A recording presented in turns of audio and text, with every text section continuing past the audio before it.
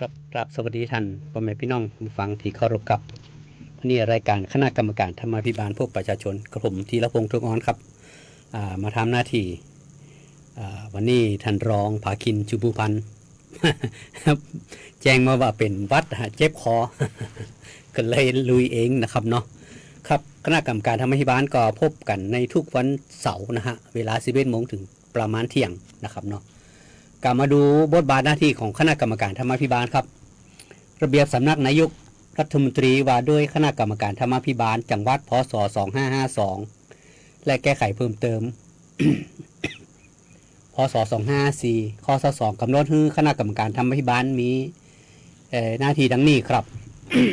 1. สอดส่องผลการปฏิบัติภารกิจของหน่วยงานของรัฐเจ้าหน้าที่ของรัฐในจังหวัดเพื่อใจวิธีการบริหารกิจการบ้านเมืองที่ดี 2. แจ้งให้ผู้ว่าราชการจังหวัดหัวหน้าส่วนราชการรัฐวิสาหกิจหรือหน่วยงานอื่นของรัฐที่เกี่ยวข้องแล้วแต่กรณีดำเนินการตามอำนาจหน้าที่ในกรณีที่พบว่ามีการละเลยบ่ปฏิบัติตามกฎหมายระเบียบข้อบังคับ หรือมีการทุจริตนะครับ 3. เสนอแนะแนวทางการปฏิบัติและการส่งเสริมตามหลักคุณธรรมจริยธรรมธรรมาภิบาลเพื่อการบริหารกิจการบ้านเมืองที่ดีของหน่วยงานของรัฐและเจ้าหน้าที่ของรัฐแก่ผู้ว่าราชการจังหวัดและหน่วยงานของรัฐในจังหวัดนะครับ 4. ติดตามผลการปฏิบัติตามมติของกรรมการธรรมาภิบาล 5. แต่งตั้งที่ปรึกษาด้านวิชาการประชาสัมพันธ์หรือด้านอื่นจำนวนบ่เกิน3 คนข้อที่ 6 เผยแพร่ผลการปฏิบัติหน้าที่ต่อสาธารณะตามเห็นสมควรนะครับเนาะครับการสอดส่องนะฮะการสอดส่องนี่ก็คือปฏิบัติภารกิจให้เป็นไปตามกฎหมายเพื่อรักษาผลประโยชน์ส่วนรวมตลอดจนบ่ละเมิดสิทธิและเสรีภาพของประชาชนนะครับเนาะ 2. ปฏิบัติภารกิจเพื่ออำนวยความสะดวกให้บริการและสนองความต้องการของประชาชน 3. ปฏิบัติภารกิจเพื่อประโยชน์สุขของประชาชน 4. ปฏิบัติภารกิจให้เกิดผลสำฤทธิ์มีประสิทธิภาพและมีความคุ้มค่า 5. ปฏิบัติภารกิจโดยบ่มีขั้นตอนปฏิบัติงานเกินความจำเป็นนะครับเนาะทันต่อสถานการณ์โดยเฉพาะในเรื่องที่มีความเดือดร้อนทุกอย่างของประชาชนนะครับเนาะข้อที่ 6 ปฏิบัติภารกิจโดยยึดหลักการมีส่วนร่วมของประชาชนและมีการเปิดเผยข้อมูลอย่างโปร่งใสนะครับเนาะครับอันนี้ก็เป็น บทบาทหน้าที่ของคณะกรรมการธรรมาภิบาลนะครับเนาะ ครับก็มาดูของเรื่องการคณะกรรมการธรรมาภิบาลนี่โดยปกติแล้วต้นปีงบประมาณก็จะมีการมาประชุมผู้ตรวจก็จะมาประชุมคณะกรรมการธรรมาภิบาลก็ปีนี้ก็คาดว่านะครั้งแรกนี่น่าจะเป็นเดือนหน้านี่นะฮะเดือนหน้านี่นะถ้าบ่มีอย่างเปลี่ยนแปลงนะครับเนาะกับก็ทราบข่าวว่า ผู้ตรวจจะเป็นท่า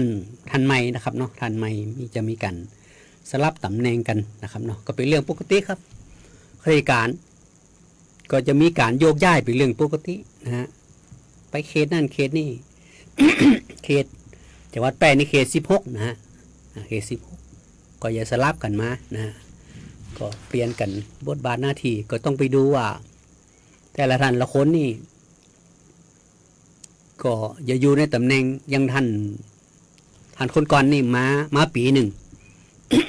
ขยับไปเขตอื่นสลับซับเปลี่ยนกันนะครับเนาะมันก็เป็นเรื่องปกติครับราชการก็มีการโยกย้ายกันเป็นเรื่องปกตินะบางคนก็อาจจะไปเป็นผู้ว่าก็อย่างก็เก่าว่ากันไปนะครับเนาะ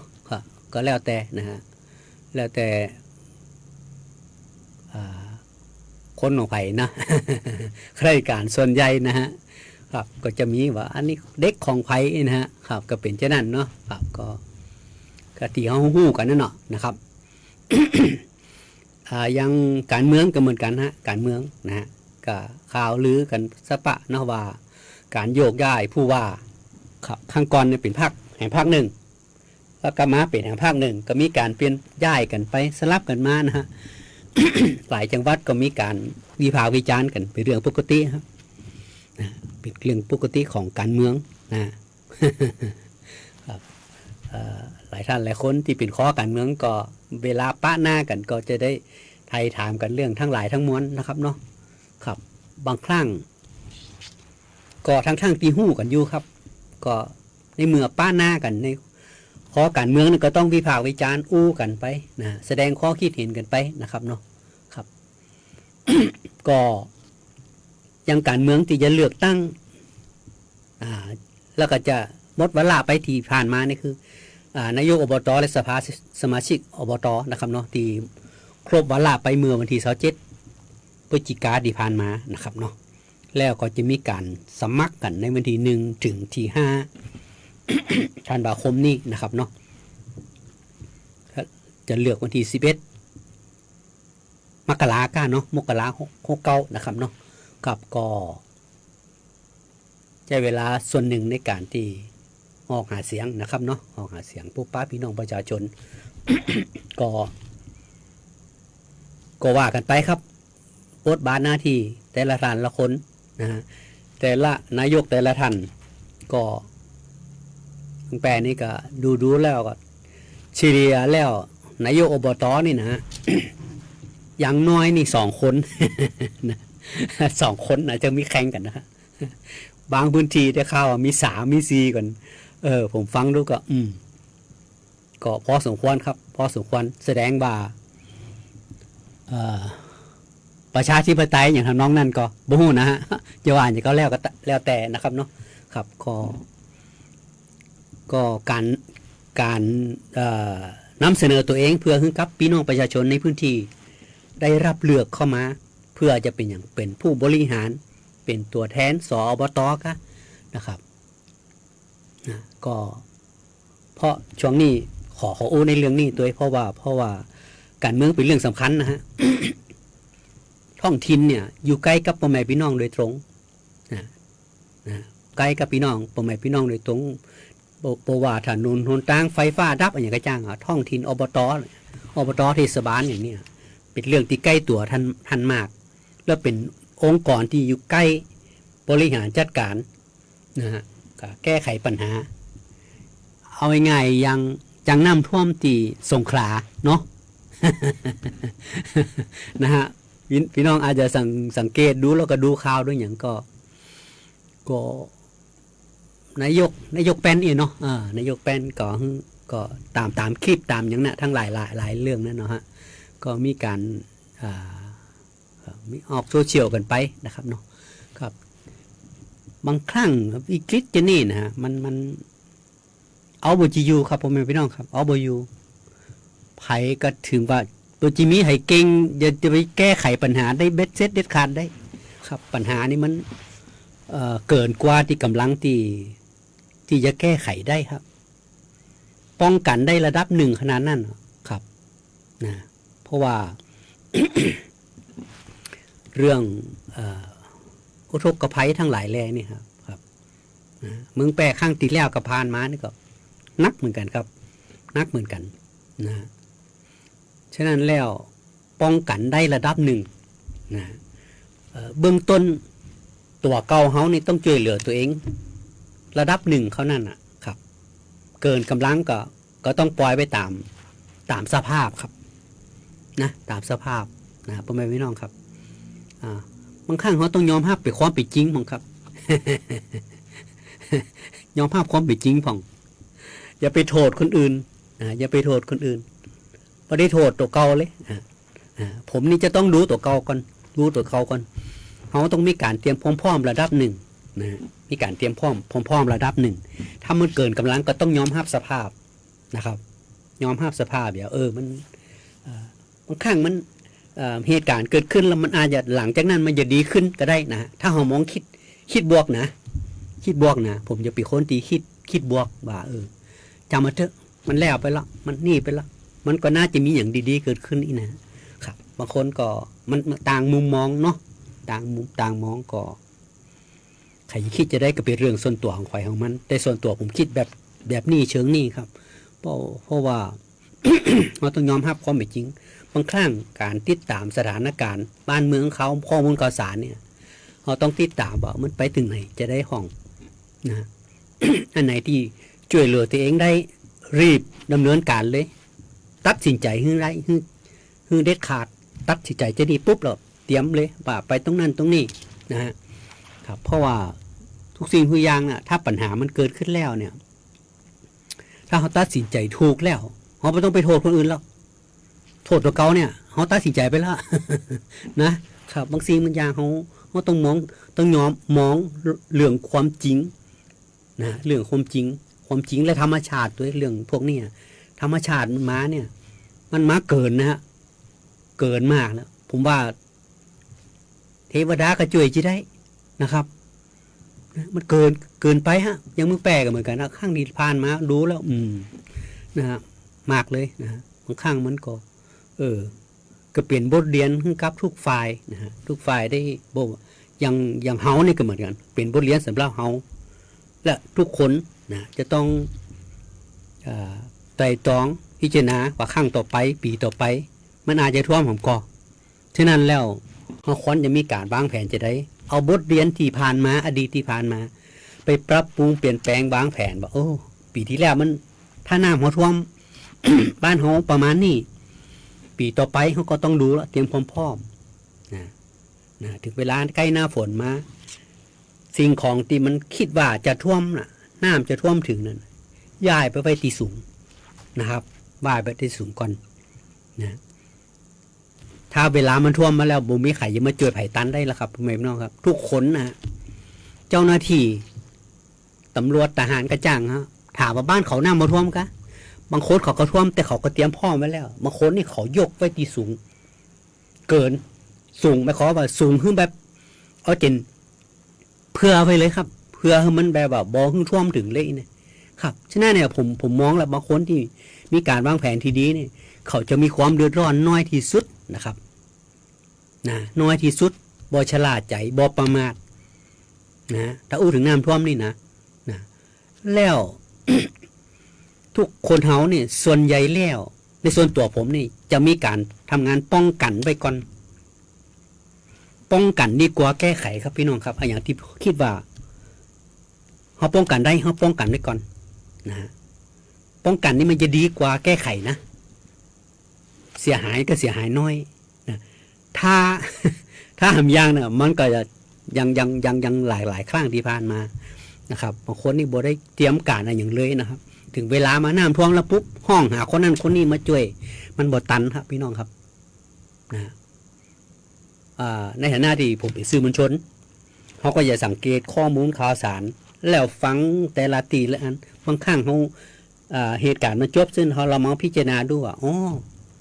มันเป็นที่นี่บางครั้งเนี่ยคือบางคนนี่สุดท้ายนะบ้านจองได้รับความเสียหายก็มาขึ้นเฟซขึ้นอย่างมาบนในงานนั่นในงานนี่คือตัวเองดูเลยผมบางครั้งผมเจาะในข้อมูลลงลึกๆไปแล้วเขาบ่ได้มีการเตรียมการบ่ได้เก็บได้อย่างสักอย่างเลยนะโหสุดท้ายมาเสียหายปุ๊บมาโบยอย่างทำน้องเนี่ยผมรู้แล้วก็บางครั้งก็บ่วิจารณ์ต่อละเพราะว่าก็ตามนั่นเนาะตามนั่นผมในส่วนตัวแล้วผมจะทำงานเชิงป้องกันมากกว่านะป้องกันนะครับการป้องกันนี่จะดีนะย่ำเลยของผมนี่ส่วนตัวนี่เวลาอย่างกระจ่างผมจะดูว่าเขาต้องเผื่อไว้นะฮะเผื่อไว้น้อยหนึ่งแผน1แผน2แผน3นะ มีการเตรียมความพร้อมไว้ระดับหนึ่งนะครับเนาะครับก็อย่างน้อยๆความเสียหายที่จะเกิดขึ้นแผนที่มันจะหนักมันก็จะเหลือน้อยนักเป็นเบาเป็นบางเหลือน้อยที่สุดอีกนะฮะทำน้องนั่นเนาะครับอันนี้เป็นแนวคิดส่วนตัวนะส่วนตัวส่วนไผจะนำไปเป็นแนวทางก็ได้ครับเพราะว่าทุกสิ่งทุกอย่างการเรียนรู้ประสบการณ์ของแต่ละท่านละคนเนี่ยสามารถเอาไปใช้กันได้นะประยุกต์ใช้ได้ครับเพราะว่าบางสิ่งบางอย่างแล้วการเรียนเนี่ยถ้าเขาไปนับ1ใหม่นี่มันจ้าถ้า1 ถึง 10เนี่ยเขาไปเรียนรัดกับเขาเลย ไปลอกแบบเขามาแล้วมาประยุกต์ใจกับตัวเก่าเขาไปเริ่มเก่าเลยเก่าของเขานะเขามาประยุกต์ดูว่ามันน่าจะมาปรับปรุงบริบทบ้านเขาไปจะได้เอามาปรับปรุงแก้ไขเพื่อมาเขามาใจนะครับเห็นรัดนี่นะฮะครับเนาะ ก็ฝากไว้ครับเอาพักกึ่งสักกรรมก่อนครับสวัสดีครับ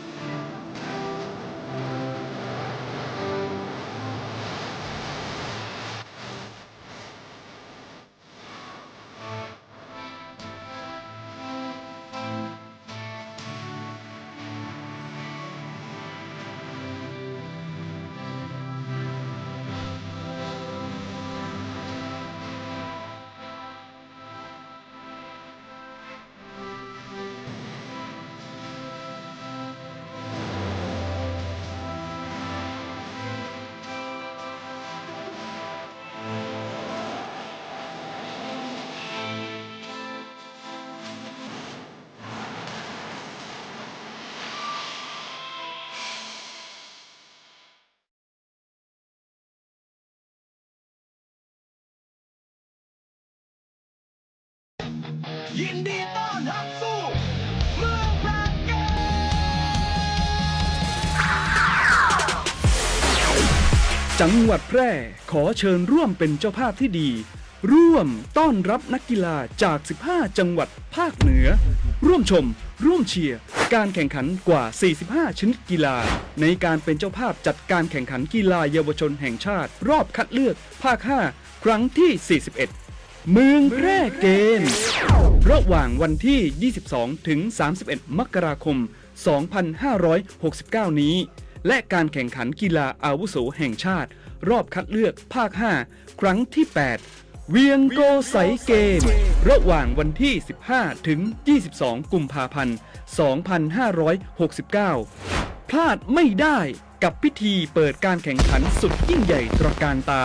ในวันพฤหัสบดีที่ 22 มกราคม 2569 ณ สนามกีฬาองค์การบริหารส่วนจังหวัดแพร่ ติดตามข่าวสารการแข่งขันได้ที่เพจ Facebook เมืองแพร่เกม และเพจ เวียงโกไสเกม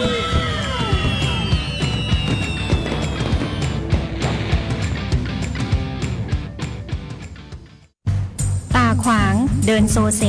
ห่างตกลิ้นห้อยน้ำลายย่อยแม่นเลยเจ้าสัตว์เลี้ยงของท่านกำลังเป็นโรคพิษสุนัขบ้าเพื่อบ่ให้มีการสูญเสียชีวิตจากโรคพิษสุนัขบ้าเฮาผู้คนต้องเป็นส่วนหนึ่งในการเฝ้าระวังป้องกันควบคุมและบูรณาการร่วมกันกำจัดโรคพิษสุนัขบ้าให้หมดไปจากประเทศไทยและบ่ได้ลืมว่าสัตว์เลี้ยงลูกด้วยนมกูชนิดเป็นโรคพิษสุนัขบ้าเฮาต้องเฝ้าระวังสัตว์ปลอดโรคขนปลอดภัยจากโรคพิษสุนัขบ้าก่อนจะฟังสปอตนี้เราอยากให้คุณทำใจดีๆเชื่อไหมว่ามีประกันภัยที่คุ้มครองการเสียชีวิตสูญเสียอวัยวะหรือทุพพลภาพในราคาแค่หลักร้อยแล้วไงอะนอกจากนี้ยังคุ้มครองดูแลค่าใช้จ่ายในการจัดงานศพในกรณีที่เสียชีวิตจากการเจ็บป่วยด้วยให้จริงดิทั้งหมดนี้อัตราเบี้ยประกันภัยแค่200ต่อเดือนเหรอถูกดีนะต่อปีอ้าวช็อกไปซะแล้วประกันภัย200ราคาถูกซื้อที่ไหนคุ้มครองเท่ากันรับเกิน100ให้ประกันภัย200กับคนที่คุณรักโดยสำนักงานคปภ.สายด่วนประกันภัย1186ครับในภาคที่2ครับเนาะครับก็มาอู้ถึงเมืองแปรบ้านเฮานะครับเนาะหันตะวาในทันผู้ว่าราชการจังหวัดแปรทันสมชัยเลิศประสิทธิพันธ์ผู้ว่าราชการจังหวัดแปรได้นำพ่อแม่พี่น้องประชาชนชาวแพร่ชุดแรกนะครับจำนวนประมาณ1,000 กว่าคนเดินทางเข้ากราบถวายบังคมพระบรมศพสมเด็จพระนางเจ้าสิริกิติ์พระบรมราชินีนาถพระบรมราชนนีพระบรมราชชนนีพันปีหลวงณพระที่นั่งดุสิตมหาปราสาทนะฮะในพระบรมมหาราชวังกรุงเทพมหานครเพื่อแสดงความอาลัยอย่างสมพระเกียรตินะในชุดแรกนี่ประมาณ 1,080 คนนะครับเนาะครับในภาพรวมของจังหวัดแปรแล้วจำนวนทั้งหมดจะไป4ครั้งประมาณ 3,915 คนนะจำนวนประมาณนี้ครับชุดแรกนี่ตะวาชุดทั้งที่2นี่วันที่17ธันวาครั้งที่3วันที่5มกราครั้งที่4 24มกรานะครับเนาะจะต้องมีแผนไว้จะนี่นะฮะแต่ละจังหวัดเขาก็จะมีแผนเขาจะสลับกันนะฮะเขาจะแบ่งกันว่าจากวันนั้นไปวันนี้กี่คนเพื่ออย่างเพื่อสถานที่อย่างเขาจะได้มีการวางแผนการเข้าไปเคารพนะครับเนาะเพราะว่าสถานที่นะจะต้องมีการวางแผนการลดการยังลดปัดลดยังนะครับเนาะเพื่อความปลอดภัยนะครั้งแรกนี่ตะวาวันตะวาสินะฮะไปก็ไปขึ้นตีเด่นใจนะครับเนาะตั้งแต่เด่นใจมาหลายตำบลนะครับหลายตำบลแล้วก็อำเภอเมืองแปรก็มีหลายตำบลนะครับไปรวมกันรถบัสน่าจะหลายกันอยู่นะครับเนาะเพราะว่า1,080 คนนี่รถบัสนะก็40 กว่ากันเนาะ หลายกันของนะครับเนาะก็จะต้องมีรถนำขบวนรถทางหลวงหนึ่งไปนะครับเพื่อความปลอดภัยนะครับปลอดภัยของพี่น้องประชาชนทั้งประเทศอะที่ว่าไปกรุงเทพนี่นะครับไปถวายบังคมเนี่ยพระบรมศพเนี่ยก็จะต้องมีการวางแผนกันทุกหน่วยงานเนาะ ขนส่งจังหวัดกะทางหลวงกะเจ้าที่ทางหลวงก็จะต้องอำนวยความสะดวกส่งมีรถน้ำนี่บ่แน่ใจน้ำไปจากแปรนี่ไปถึงกรุงเทพก็บ่แน่ใจหรือว่าน้ำจากแปรไปอึ่งตุรดิตส่งต่อก็อย่างทำน้องนี่เนาะครับก็ทุกองค์กรทุกหน่วยงานก็ให้ความร่วมมือกันนะครับเนาะเพราะว่าการเดินทางนี่นะพ่อแม่พี่น้องครับอุบัติเหตุเนี่ย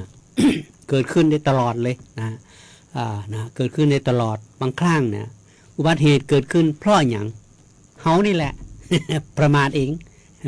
อย่างถนนสายห้วยไร่เนี่ยฮะผมถามรองเตาว่าถ้าลองไอ้ที่รถลงบ่อยๆนี่มันเพราะอะไรมันถนนลื่นหรือว่ายังไงท่านรองเตาบอกว่าผมว่านะเร็วมากกว่าขับเร็วนะถ้าเร็วเอาไปอยู่ครับฝนตกน้อยมันก็แตะเบรกกับไปหมดละครับเพราะถนนทุกเส้นทางเขาจะมีป้ายกำหนดความเร็วครับจุดนี้เขาบอกว่า30นะ50นะ60นะอีเนี่ยเขาก็ต้องตามนั่นเนาะตามนั่นคือถ้าบอกว่า30ก็ต้องเหลือสัก20ปลายเนาะถ้า50ก็สัก40ปลายนะฉะนั้นแหละครับนี่เพราะ หน่วยงานที่เขาห้ามพิชอบอย่างทางหลวงเนี่ย เขาหู้แล้วว่าเขามีการคำนวณแล้วบอกถ้าขับมงอีเนี่ยจะปลอดภัยนะถ้าขับมงอีจะปลอดภัยนะฮะไอ้ตีดีลงมัดกันใช่นั่นน่ะผมเข้าใจว่านะเข้าใจว่านะฮะเร็วนั่นเนาะนะเร็วนั่นนะครับ เกินครับเร็วบางคนเนี่ยสุมาเถอะครับ เขาบอกว่า80ร้อยไป ร้อยสาวจะไปอยู่ได้จะได้ครับ ถ้าฝนตกมันก็ลื่นมันก็ไป ทางขึ้นเขาขึ้นดอยนี่มันจะทางโค้งเขาว่าบางป้องก็บอกอูแดกดันก็โค้งรับเจ็บไอ้พอพระน้องนั่นน่ะเขาว่านะก็ก็ต่างมุมมองต่างใครจะว่าจะคิดอย่างกระจ่างทั้งนี้ทั้งนั้นนะถ้าเขาขับรถอยู่ในตามที่เขากำหนดเขามีป้ายกำหนดความเร็วนะตามนั้นดีกว่าครับมันจะปลอดภัยนะรถทุกยี่ห้อฮะ ถ้าเลี้ยวเนี่ยเอาบจียูเหมือนกันนะครับเอาบยูครับนะครับเพราะเขาต้องปลอดภัยนะพ่อแม่พี่น้องครับบางพ่องไปขี่รถไปแอวเนี่ยถ้าเขาจ้าก็ต้องใช่เลย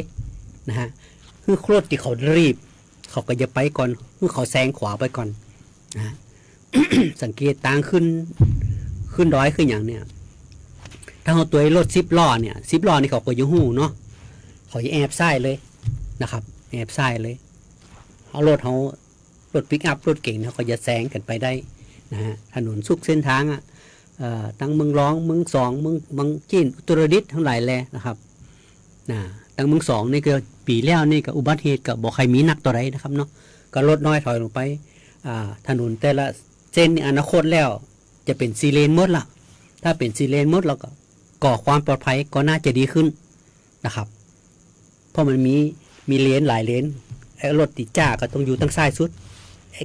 ถ้ามี3 เลนก็แบ่งกันไปนะครับเนาะฉะนั้นแล้วการขับรถเข้าอย่างกระจ่างเขาต้องวางแผนเหมือนกันนะต้องวางแผนเหมือนกันแต่ก่อนนี่ผมไปธุระแถวด้วยใจผมจะใจเส้นทางของชลประทานมันแต่ไปออกในใจพุ่นเนี่ย นะมันมีช่วงหนึ่งมีอุบัติเหตุบ่อยครั้ง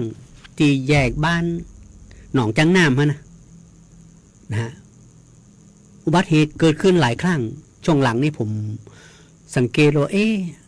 มันน่าจะความปลอดภัยบอกใครมีผมเลยมาเส้นใจเส้นรักดีกว่านะบางสิ่งบางอย่างนี่เขาเลี่ยงได้เลี่ยงครับเส้นทางไหนกระจ่างตีมีสัญญาณไฟเนี่ยผมจะไปเส้นนั้นดีกว่าถ้าผมมีสัญญาณไฟเนี่ยตรงนั้นแยกวัดใจครับอันตรายนะอันตรายครับนะอันตรายความปลอดภัยของเขาจะลดลงมาเลยแทนที่จะมีถ้า100เนี่ยมี50แล้วนะฮะฉะนั้นแล้วผมนี่จะเป็นคนที่ว่าดูแล้วอันนี้น่าจะเพราะถนนคลองเป็นคลองชลประทานนะเป็นทางหลวงชนบทเนาะมันสูงเส้นนั้นมันสูงและถนนจากอบตไปเทศบาลไปเนี่ยมันต่ำสิก็ถ้ารถขึ้นไปเนี่ยมอเตอร์ไซค์อย่างกระจายก็จะเร่งความเร็วขึ้นไปเพื่อจะอย่างมันจะได้ถึงจะได้ขึ้นทันใดนะทางที่แก้ที่ดีที่สุดคือทางอบตเทศบาลทั้งหลายแหละก็ทำถนนให้มันได้ระดับกับถนนคลองชลประทานที่ทางหลวงชนบทให้มันเป็นแนวเดียวกันปั๊บมันได้มีรถจอดได้กันหรือ2 กันก็ได้ครับฟังที่เขาจะขึ้นเนี่ยปั๊บถนนให้มันสูงขึ้นไปแล้วได้ระดับด้วยกันเวลาออกตัวไม่ใช่ได้ง่ายนะที่ผ่านมาผมสังเกตด้วยถนนทั้งคลองชลประทานนี่สูงและถนนที่ขึ้นแต่ที่เชื่อมจากคลองชลประทานอย่างที่บ้านหนองจันนาเนี่ยมันลิงก็คือเอียงนะฮะรถต้องเร่งขึ้นไปแล้วไปบนเนี่ยไปโจนกันบนในพ่อตรงนี้แหละถนนรถตีมาจากเส้นคลองชลประทานน่ะเขากระม้างเขานั่นน่ะแต่รถเขานี่ไปปุ่งขึ้นไปเนี่ยหัวรถเขาก็อย่าไปโจนรถมอเตอร์ไซค์ก็รถยนต์กันผมสังเกตมาหลายครั้งนะผมก็เลยว่าอย่างที่ปรับปรุงเปลี่ยนแปลงได้ถ้าป้องกันได้ป้องกันครับนะป้องกันดีกว่าแก้ไขนะฮะผมก็บ่ใจบาเมินละน่าจะเป็นปีกว่าแล้วครับเพราะว่าดูแล้วความปลอดภัยบ่ใครมีนักตัวใดนะในส่วนตัวผมคิดนะยิงหน้าเข้าหน้าเนี่ยหน้าเนี่ยหลักเข้าหลักน้ำอย่างนี้รถไถรถอย่างสมมุติว่ารถไถ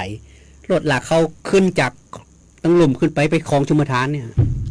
นั่นนะอันตรายนะอันตรายครับอย่างที่ป้องกันได้ป้องกันก่อนเนาะครับบางสิ่งบางอย่างเขาก็ต้องอู้ถึงน้อยหนึ่งนะครับอู้ถึงแล้วก็รู้สึกว่าช่วงนี้เขามีใส่สัญญาณไฟแล้วก็ตรงนั้นก็ความปลอดภัยก็ดีขึ้นนะแล้วผมเห็นสังเกต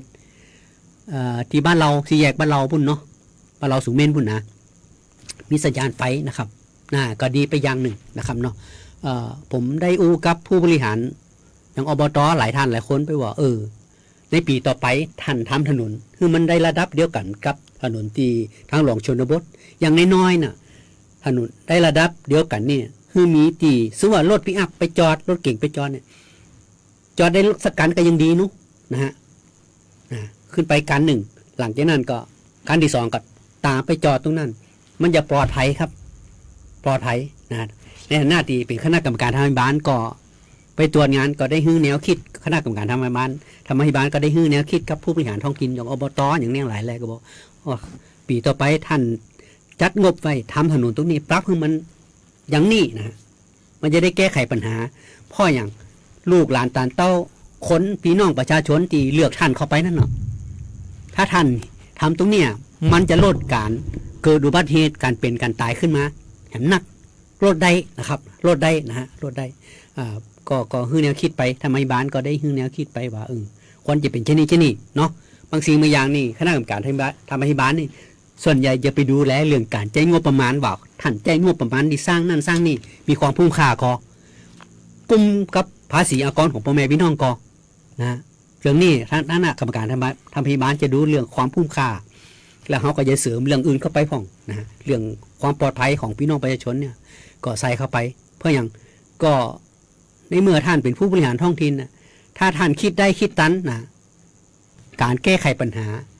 าก็จะได้ลดลงไปอุบัติเหตุเนี่ยเกิดขึ้นได้ตลอดครับถ้าเขาบ่ประมาทนี่สามารถเกิดขึ้นได้ตลอดพ่องก็ยังว่าเมาเนาะก็ขับเร็วอีนะฮะมันก็เสี่ยงอยู่แล้วนะฮะเมาแล้วก็ขับเร็วเนี่ยเสี่ยงอยู่แล้วฉะนั้นแล้ว1เมาได้แต่อย่าขับเร็วแต่ส่วนใหญ่แล้วก็ยังว่าเนาะ นะมันมืออย่างทำน้องนั่นเนาะก็บางสิ่งบางอย่างนี่ก็ทั้งหน้ากรรมการทางบ้านก็ฮื้อแนวคิดไปพ่องนะฮะการเขียนโครงการการทำโครงการยังงบประมาณเนี่ยอย่างสมมติว่าอย่างยกตัวอย่างเอาอย่างเทศบาลช่อแหเนี่ยตอนนั้นนี่ได้งบประมาณของกรมส่งเสริมนะขอทำโครงการเรื่องระบบประปางบประมาณมาประมาณ5 ล้านกันเนาะผู้รับเหมาผู้รับจ้างมาอีเวดดิ้งเราฟันงานเหลืองานนั่นนะจาก5 ล้านเงินนะเหลือได้ใจเงินจริงๆ3 ล้านกว่าบาทแล้วเงินเหลือ3 ล้านกว่าบาทตั้งเทศบาลแช่เนี่ยเปิดก็มีโครงการมาเสริมเพื่อให้มันใจงบมันงดไปใหญ่นะฮะบดีถ้าเงินเหลือนี่มันเสียดายเนาะเงินเป็นตั้งล้านกว่าบาทเปิดกระทำโครงการมาเสริมตรงนั้นแล้วก็ขออนุญาตไปทำคือมันใจงบนั่นคือมันมดไปเลยนะก็เนี่ยการบริหารจัดการใจงบประมาณให้มันมีความคุ้มค่าเนี่ยท่านผู้ตรวจท่านไปสอดส่องโครงการท่านก็ชอบใจนะฮะท่านผู้ตรวจก็ชอบใจชื่นชมนายกและคณะบริหารเปิ่นทั้งสทอย่างทั้งปลัดเนี่ยท่านผู้ตรวจก็บอกโอ้เนี่ยผมกำลังมาเห็นเนี่ยว่าท่านนายกอดุลไหลทุ่งเนาะเปิ่นกับบริหารจัดการได้ดีมากและท่านปลัดนะท่านดวงพรเนี่ยเปิ่นบริหารจัดการแล้วพอตอนนั้นพอกองช่างนี่ชื่ออย่างนี้เดี๋ยวก่อนนะจำไม่ได้ ท่านอดีตไปแล้วท่านเกษียณไปแล้วอยู่คุณนายท่านอยู่ตุ้งห้องเนาะเปิ่นบริหารจัดการเนี่ยท่านผู้ตรวจก็ชอบใจนะชอบใจเปิ่นบอกโอ้ดีมากเลยนี่เนาะนะคือการทำงานนี่ครับบางครั้งบางสิ่งบางอย่างที่ไหนดีทำดีแล้วเขาก็ไปบอกต่อเดี๋ยวไปคณะกรรมการทางบ้านไปตรวจโครงการตำบลนั่นตำบลนี่อบตนั่นตำบลนี่ก็ยกตัวอย่างคือว่าเนี่ยเทศบาลเนี่ยเขาบริหารจัดการได้ดีมันง่ายที่นี่นะคือแนวกันไปนะฉะนั้นแล้วงบประมาณมาแล้วเข้าใจคือคุ้มคือมดถ้ายังฝันงานกันนี่มันงบจะเหลือนะฮะ ฉะนั้นแล้วการออกแบบโครงการต่างๆเนี่ยคณะกรรมการธรรมาภิบาลนี่ก็ได้ฮื้อแนวว่าฮื้อในแนวกับนายกทั้งหลายแล้วว่าท่านออกแบบสำรวจออกแบบไว้เลยโครงการที่ทำสำรวจออกแบบไว้ถ้างบเหลือปุ๊บท่านก็จะเอาโครงการเข้าเสียบเลยขอไปเสียบแล้วก็ขออนุญาตทำใจงบคือมันหมดไปอย่ามันจะได้งานนะฮะมันได้งานมันจะเกิดประโยชน์กับพ่อแม่พี่น้องประชาชนในพื้นที่เนี่ยจะก็ครับมีความคุ้มค่านี่แหละหน้ากรรมการทางบ้านก็จะดูแลในเรื่องนี้ฉะนั้นแล้วเนี่ยมันเป็นการ งบประมาณทั้งหมดทั้งมวลทั้งหลายทั้งแหล่มันเป็นภาษีอากรของพ่อแม่พี่น้องประชาชนทั้งประเทศนะที่เขาเสียภาษีกันไปแล้วเขาจะมีการจัดสรรแบ่งมาแต่ละท้องถิ่นนั่นนะจังหวัดนั่นอำเภอนั่นอบตนั่นนะเขาจะแบ่งมานะเป็นการก่อสร้างอันอย่างไปส่วนมากจะเป็นก่อสร้างโครงสร้างพื้นฐานครับระดับท้องถิ่นนี่นะถนนหนทางล้างระบายน้ำอย่างทั้งหลายแล้วระบบประปาอย่างทั้งหลายแล้วเนี่ยที่หันกันมานี่นะถนนไฟแล้วก็ล้างน้ำนะพวกเนี้ยส่วนมากจะเป็นโครงสร้างพื้นฐานนะครับเนาะก็ท้องถิ่นเขาก็จะเป็นจันทร์น้องนี่ถ้าเป็นจังหวัดก็ยังได้งบจังหวัดได้มาก็มันจะมียังเกษตรก็พัฒนาชุมชนก็เขาจะของบประมาณไปเขาจะทำโครงการไปของบประมาณแล้วก็จะได้มาก็จะทำตามนั่นนะครับพัฒนาชุมชนก็ลงไปกลุ่มนั่นกลุ่มนี่หมู่บ้านนั่นหมู่บ้านนี่ทำโครงการตามโครงการอบรมอย่างก็ว่ากันไปนะครับเพราะว่ากิจกรรมต้องทำตามนั่นยังก่อสร้างถนนหนทางก็เหมือนกันถ้าในเมื่อเขาออกแบบจะนี่แล้วก็ต้องทำตามแบบแล้วครับช่างเขาผู้รับจ้างเขาบุจิไปทำนอกแบบได้นะ ต้องทำตามแบบเลยเนาะ ตามแบบนั่นนะครับนะยิงอีวิดดิ้งซึมให้อีวิดดิ้งนี่สามารถจะผู้รับจ้างนี่ทั้งประเทศครับยืน2ประกวดราคากันนะอีวิดดิ้งนั่นนะถึงแม้จะฟันราคากันได้นะก็การอีวิดดิ้งนี่ก็ได้ยางเสียยางครับได้ราคาถูกแต่บริษัทอาจจะอยู่จังหวัดนั่นจังหวัดนี่ปุ่นไก่นะฮะเวลาลุมันเสียมาการมาบริการหลังการขายก็อาจจะจ้าน้อยนะครับก็ฟังจากนายกตั้งหลายทั้งม้วนนะฮะนายกอบตทั้งหลายเนี่ยก็บ่นเรื่องนี้เหมือนกันบอกว่าอีวิดิ้งนี่ได้ยางเสียยางได้ราคาถูกแต่เวลามันมีปัญหาอย่างแจ้งไปกว่าจะมาได้ จ้า มันก็เป็นอย่างที่ลำบากใจเหมือนกันเนาะครับก็บ่ฮู้จะไปแก้กันตรงไหนก็ต้องไปแก้ที่ระเบียบครับก็ได้หารือกับท่านรองบากินว่าระเบียบตรงนี้เราควรจะหารือกับท่านผู้ตรวจนะหารือกับท่านผู้ตรวจว่าแล้วมันเป็นแบบนี้เราจะหาทางออกที่ดีได้จะได้นะครับเนาะก็ควรจะได้อู้กันนะหาทางออกแล้วแก้ไขระเบียบทั้งหลายทั้งมวลเนี่ยครับผมว่ามันแก้ไขได้ครับระเบียบทั้งหลายแลกฎหมายกันเหมือนกันนะแก้กฎหมายอย่างทั้งหลายแลเนี่ยอย่างรัฐบาลอย่างนี้ถ้าเขาจะแก้ไขกฎหมายก็ต้องมีการเข้าสภากันไปมีการร่างของพรรคนั้นพรรคนี้กันไปเนาะครับก็ว่ากันไปนะฮะแต่ทั้งนี้ทั้งนั้นก็ต้องดูว่า ระเบียบที่แก้ไขเนี่ยทุกภาคส่วนเห็นด้วยหรือไม่นะครับเนาะก็ต้องมีมานั่งคงขอมีแล้วการกติกาอย่างเขาจะมีของเขาไปนะเขาจะมีไฟนั่นไฟนี่นะระเบียบก็เหมือนกันครับ บางสิ่งบางอย่างนี่ระเบียบก็คือการมีกฎหมายการมีระเบียบนี่ก็พอเอามาแก้ไขปัญหานั่นแหละครับนะแก้ไขปัญหาบางครั้งมีปัญหามาแล้วทางคณะผู้บริหารระดับประเทศเขาก็ยังมองว่าปัญหามันเกิดจากตรงนี้ก็ต้องมีเขียนกฎหมายขึ้นมาเพื่อบ่ฮื้อทำผิดป้องกันบ่ฮื้อทำผิดเนี่ยอย่างกฎหมายมากมายครับประเทศไทยมากมายประเทศไทยนะฮะกฎหมายนักขนาดบางครั้งปฏิบัติได้บ่นักครับเนาะปฏิบัติได้บ่นักนะครับก็หลายท่านหลายคนที่ขอกันเมืองทั้งหลายแล้วเวลาไปเจอกันก็เจอหน้ากันบางครั้งก็เรื่องนึงทั้งประเทศไทยกฎหมายขี่คอกันขึ้นเลยแล้วใจได้บ่นักนะเกิดกันนะไปเกิดคนนั้นเกิดคนนี้นะ มันก็เป็นอะไรอย่างที่น่าคิดครับ แต่บางประเทศนะครับกฎหมายเขาบ่มีนัก